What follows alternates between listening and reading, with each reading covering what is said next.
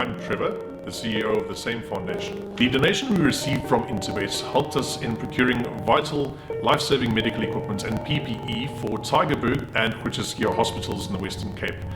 This was while the Western Cape was the epicenter of the pandemic. If you would like to get in touch or assist us in these projects, you can get hold of us on our website, which is www.samefoundation.org.za, Facebook and Instagram or LinkedIn.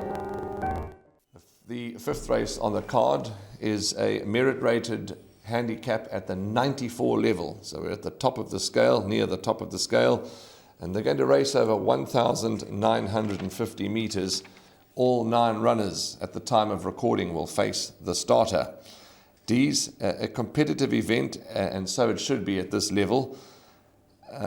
Early money around, correct me if I'm wrong, Natyam from around 10 to 1 to around 4 to 1, is that right? Correct. So let's start with that. Natyam. I'm not shocked to see them put the money because he's a nice type, he's lightly raced, he's had 3 wins.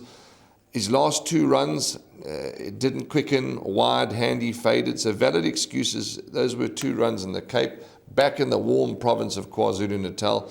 I'm not surprised to see the money because I think he's a massive, massive runner. I must admit he was not in my top 3, but in my top 4 selections. But he's a horse that has reeled off the hat-trick, and he did it in fine style at Hollywoodbets Durbanville, so the ability is certainly there. And the fact that he's been backed, suggests his well-being having travelled from the Western Cape to KZN. So I respect him in a big way now, and he'll go into everything. It'll be foolish to ignore horses that have been backed, or even if they're not part of your play, that have been backed and to go out of the pick 6, not including them. So he has to go in now. Initially, I thought Pardonom, Dean Canamay's horse, the weight. Yeah, so to interrupt you, what you've just said about Natyam is quite right, because yes, he wasn't part of my play either. So exactly how you've read it. He's not my first choice, Natyam, but as you say, you'd be balmy not to put him in. So you have to put him in. I'm included him. I'm going to put him in for first in my quartet. I'm respecting him and putting him in everything. But my first choice is the horse that you've just mentioned, Pardonom. Yeah, the way he quickened up, I was impressive. Although it was on the poly track, yes, he's at home on the turf. He's won 3 times on the turf. That was, his 2 runs in the province.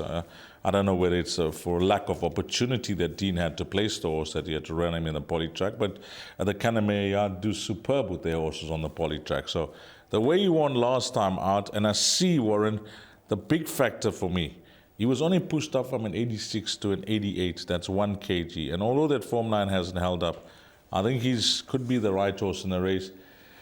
What you make of Twatwa Cut, Mike de Kock's horse, with the Blyke's kid on, claiming 4.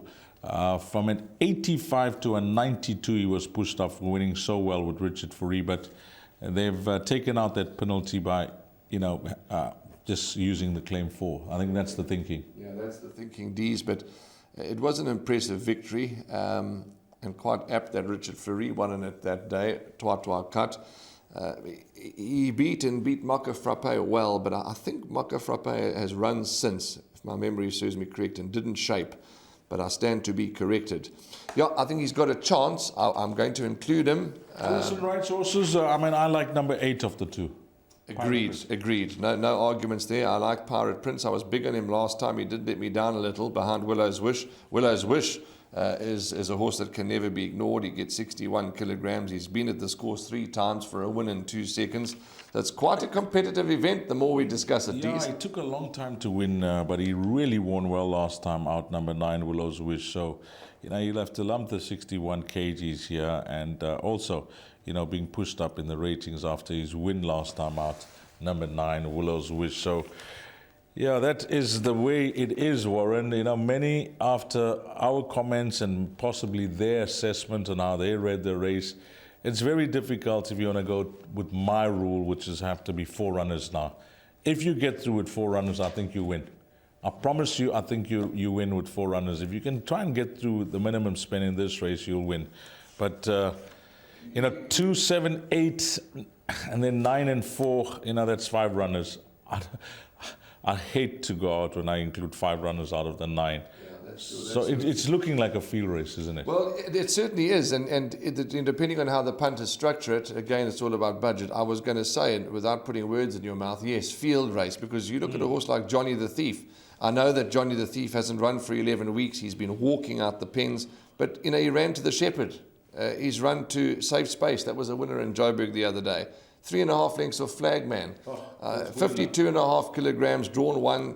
If his race is fresh, he could also win. So yes, I think after all is said and done, field if it can be afforded. You don't want to get pickpocketed by Johnny the Thief. No, not in this race. Not in this race. No, because even Blackberry Malt's got a chance. Correct, and then you're going to say Madison Blues. But I think let's do it that way. It's okay. Give me 3 horses for the PA. 3 horses for the PA. Okay, so we're going field pick 6. We both agree on 2, and we're including number 4 purely on the support.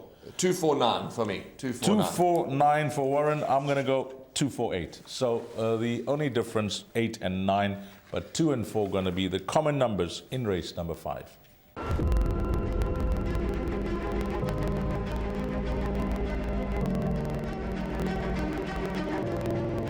It's good fun. Days like these are great. You get the whole industry together, and to have, companies and corporations like Interbet and Cape Racing who are so generous with sort of time and energy into making a day like this possible is it's fantastic for everyone.